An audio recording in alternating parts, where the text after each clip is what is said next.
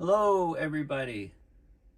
My name is Beckwith, Paul Beckwith, and I'm going to talk about a new peer-reviewed paper which is based on many, many years of ice coring data off a region of East Antarctica. And we know that, as warming is accelerating, we're getting all kinds of nonlinear, very, very fast and concerning effects on the climate system. For example, the collapse of Antarctic sea ice in the last, since 2015, has surprised a lot of people.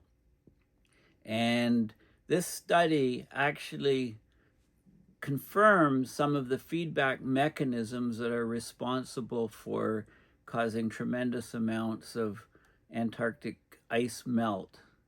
Ice on ice shelves, acceleration of on-land glaciers, increased calving, which is all greatly increasing sea level rise. So basically what this new paper looks at is from the sediment cores off this region of Antarctica, it looks at when we've had major ice shelf collapses as we went out of the last glacial maximum about 21,000 years ago towards the present. So there's been periods of time when there's been these rapid meltwater pulses, rapid rises in sea level rise, and periods of time when we've had absolutely tremendous collapses of the ice shelves, the ice sheets. One of those times was about 9,000 years ago. And this study very carefully comes up with the conclusion that one of the principal causes or enablers of feedbacks, cascading feedbacks causing ice collapse and melt in Antarctica is when you get a lot of melting, you get a freshwater layer on the surface of the ocean. And that fresh water, very cold fresh water, is lighter than the saltier water, so it floats on top. So you get a stratification of the ocean off the coastal regions. So the water that comes to the shelf, the circumpolar deep water, instead of having vertical movement and vertical mixing because it's constrained by the stratification, it basically finds all of the crevasses and fjords and valleys, and it goes very deep under the Antarctic ice, and it's very warm water, and it melts the ice from below. I mean, clearly the temperatures on the surface of Antarctica are well below zero, so with climate change, if they warm up a few degrees, it's still well below zero. Antarctica is not getting so much melt from the surface, but it's all from underneath. And it's the infiltration of this circumpolar deep water, which is enhanced by other regions around Antarctica from the additional melt. So this is a very important feedback, and that's what this new paper is all about. It's it's led by Japanese polar scientists, and let's look at some of these details now. So Antarctic ice sheet collapse in the Holocene, driven by meltwater release feedbacks, or these cascading feedbacks. So let's first look at the press. This is a press article. Ancient Antarctic ice melt triggered a chain reaction 9,000 years ago. So this is SciTech Daily, and this just came out a few days ago. November 7, 2025. So this is an example of a coring device. You put it vertically on the seafloor, it cores down and is filled with sediment, and it brings up a chunk of this, a cylinder of this sediment, and you can date it back using isotopic dating, etc., and see the changes of this material in the core tell us what happened at periods in the past. So the discovery is that early Holocene ice loss in East Antarctica, it was driven by oceanic feedback loops connecting distant regions. So we got meltwater discharge and that altered the ocean layers. It caused great stratification because the fresh water is lighter, floats on top of the saltier water. So the warmer deep water, instead of breaking the surface, it kept heading inwards into the fjords, etc., around Antarctica, because it couldn't go upward. So it intruded beneath the ice shelves and it hastened their collapse. So these self-reinforcing processes mirror the dynamics now observed in West Antarctica. So modern warming is likely to trigger widespread ice retreat.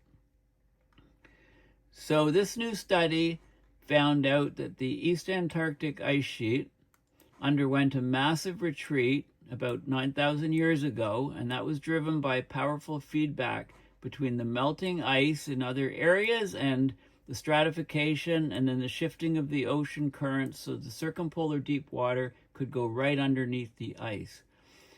So it's a National Institute of Polar Research, Japanese Institute, and Graduate University for Advanced Studies. So they teamed up. They discovered that warm, deep water flowed toward East Antarctica's coast, causing the ice shelves to melt quickly and collapse. As the shells broke apart, then the inland ice began to flow more rapidly towards the ocean, like taking the cork off of a bottle. The Antarctic melting that created that stratification layer of fresh water, it's not confined to a single region. It spreads across connected areas through ocean circulation. So it's called a cascading positive feedback. So meltwater in one area can accelerate melting elsewhere in this cascading feedback effect. And that probably is why we've got long-term instability in the Antarctic ice. So this is 9,000 years ago. Well, 20,000 years ago, last glacial maximum, sea levels were at this level. That was the peak of the cold period in the last glaciation. And then as the ice melted, this we're looking at 9,000 years ago, sea level was about here. And what they found is that the warm, deep water, because of the meltwater from the ice sheet, there was stratification, fresh water on top. So the warm, deep water couldn't come up. It had to come right up underneath along the coast, and it etched away at the ice, causing an acceleration of the ice melt, therefore ice shelf collapse. When the ice shelf collapsed, it's taking the pressure, the buffering pressure off, so we got an acceleration of the ice discharge off the continent. Okay, so all of these chain reaction effects in progress. The East Antarctic ice sheet holds over half of Earth's fresh water. It's now losing ice rapidly along parts of the coast, so this paper and study allows us to understand better how these vast ice sheets in Antarctica reacted to earlier periods of warming so that we can figure out what they're doing now and in the near term and far term future. So the researchers looked at the marine sediment cores taken from this bay, and they analyzed these, and the sediments the sediments were basically gathered from numerous Japanese Antarctic research expeditions from 1980 to 2023 over a 45-year almost time period.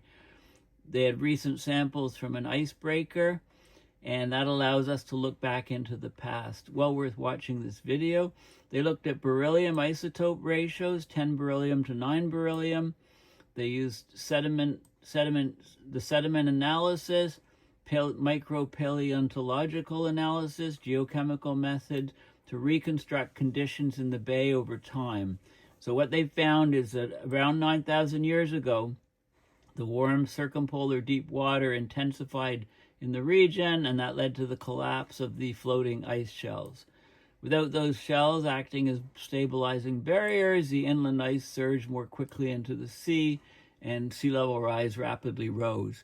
So all of these feedbacks are occurring, and they also did high-resolution ocean model simulation, and those found that meltwater from other parts of Antarctica, including the Ross Ice Shelf, spread across the Southern Ocean near the coastlines, so it freshened the surface layer, it strengthened the vertical stratification, so it kept that circumpolar deep water, the warm water from breaking the surface, it stayed deep down and went underneath the fresh layer water, and it impinged far into the nooks and crannies of the Antarctic coast, taking out the ice.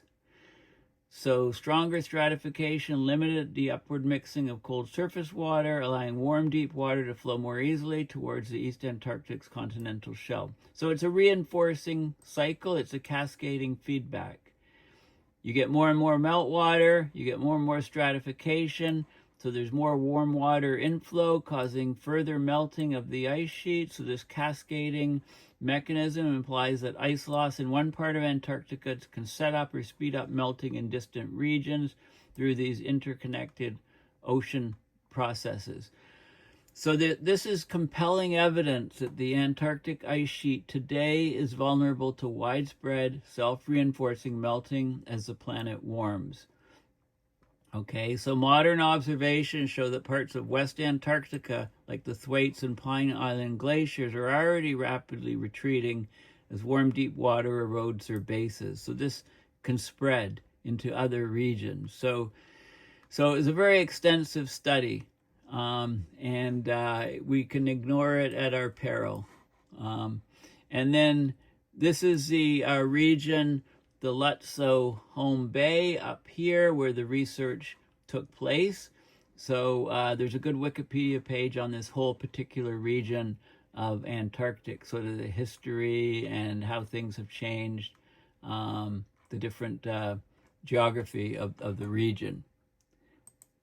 And here's a map here. So it's up in this region up here. And this is the Hokkaido University article.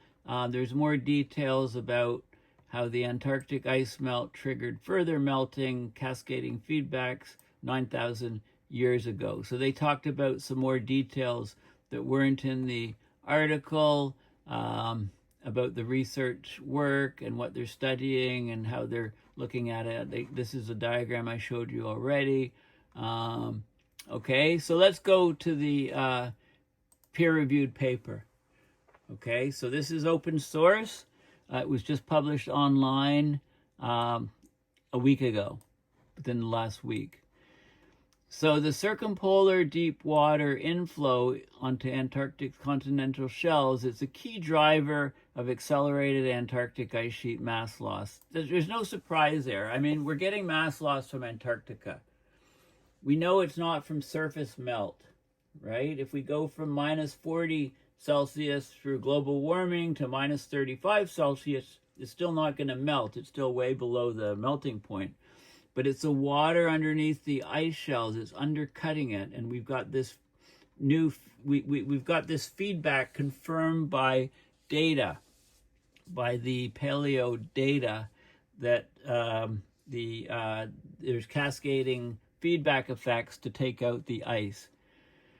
Okay, so the mechanisms driving enhanced inflow and the resultant impact on large-scale ice sheet retreat events, it's still not fully understood. So this paper is key to showing, what's going on, the mechanisms that are causing the great increase in loss of ice from Antarctica. So they use marine sediment cores from Lutzow Home Bay, East Antarctica. They analyzed the beryllium isotopes in the sediments and other proxies. So they basically showed that ice sheet collapse and the simultaneous inland ice sheet thinning, speeding up of inland ice sheets and thinning and calving about 9,000 years ago, were associated with enhanced circumpolar deep water inflow and sea level rise. Okay, so they combined climate modeling with high-resolution ocean data and simulations, and they found that freshwater discharge from nearby Antarctic sectors into the Southern Ocean probably enhanced the regional inflow into the submarine troughs in the bay between 10,000 and 9,000 years ago. The feedback loop has meltwater from rapidly retreating Antarctic sectors since the last glacial maximum. So we get more fresh water around the coast of Antarctica. We get increased or enhanced stratification. Therefore, the circumpolar deep water can't go upwards and break the surface, so it stays deep, and there's incursions onto adjacent shelves underneath the ice. So the meltwater feedback triggers further ice instability, enhances dynamic inland ice discharge. So this is, it all cascades and then, rinse and repeat, basically. Now, the Antarctic ice sheet is, of course, it's the Earth's largest continental ice mass, holds a freshwater volume equivalent to 58 meters of global sea level rise, just in Antarctic ice sheet alone. Even minor volume changes substantially affect global sea level rise and climate. Okay, so recent oceanographic observations and high-resolution simulations reveal that warm circumpolar deep water, CDW, from offshore is increasing melt under the floating ice shelves. So we're getting a negative mass balance. There's less ice forming than there is calving, primarily in West Antarctica, but also in parts of East Antarctica. So changes in the ocean temperature associated with the increased inflow of circumpolar deep water onto the Antarctic continental shelf is pivotal in enhancing basal ice sheet melting. Ice sheet melting at the bottom of the ice, thinning of the ice, the cork or buttress effect is reduced, so we get further retreat via enhanced flow and dynamic thinning processes of the inland ice sheet. So as the inland ice sheet speeds up flow and to the coasts and calves, it gets thinner. There's a potential for large-scale ice melt, and that would profoundly. So we, our ability to project future climate and Antarctic ice sheet mass balance shifts is problematic. We're always underestimating the speed at which things are happening. So the deglaciation of the Antarctic ice sheet since the last glacial maximum, which is about 21,000 years ago, it says 20 here, provides the most recent example of consequences of ocean ice sheet interactions. Okay, so this is the Antarctica. This is the region. This box here is in this picture. Here's the Ludzow home bay. You've got the circumpolar deep water here. And if you do a magnification of this region here, you can see where the warm circumpolar deep water is coming right in, undercutting the ice underneath, causing the greatly accelerated melt. Okay, and this is the actual core. So as you go down in the core, this is the core depth in centimeters. As you go deeper down, you go back in time. This is the region here. This is the region where, so the sediments are all, the lithography, the sediments are all different in the core. And right here, this is associated with the period when there was massive ice collapse. So starting about 9,320 years ago, with a bit of error, uncertainty in that date. And then boom, we had the ice shelf collapse and ice sheet thinning inland. So all of those things kind of match up, and there's data taken from ice cores inside, inland and so on, and they match up all the dates to try to generate a picture of what happened. And so we basically saw an ice shelf collapse, and that was followed by inland ice sheet thinning. Okay, so there was a warm circumpolar deep water inflow occurring. So they go into all the details, but I think I've told you some of the key findings of this paper. This is the coastline and modeled temperatures and so on 9,000 years ago. Basically we have a cascading positive feedback.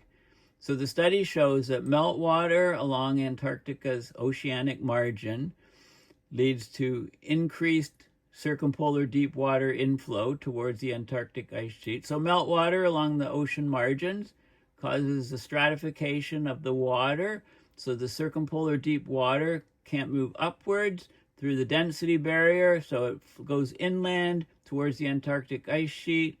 It causes subsequent ice shelf collapse, and when the ice shelf collapses, that then leads to the ice sheet which is grounded on bedrock above sea level, that flows faster, calves more, and basically thins. So it leads to a large melting of the ice. Previous studies have proposed that there may have been a southerly shift of the southern hemisphere westerly winds that enhanced by regional sea level, forcing grounding line retreat and increasing ocean heat flux. So this study only looked at the one particular region and suggested that ice sheet retreat in remote regions can propagate to other regions via the formation of this large stratification zone around the continent. Okay, so the Antarctic circumpolar current, if it's carrying fresh water, that fresh water builds around the continent of Antarctica, then the circumpolar deep water can just impinge further and greatly accelerate the melt rate. So those are the key findings of this paper. So what does that mean? The bottom line is that Antarctic ice melt will likely continue to accelerate and continue to surprise with calving events and so on. And part of it is due to this, this circumpolar deep water cascading feedback effect is one of the key factors that's taking out the Antarctic sea ice. Thank you for listening.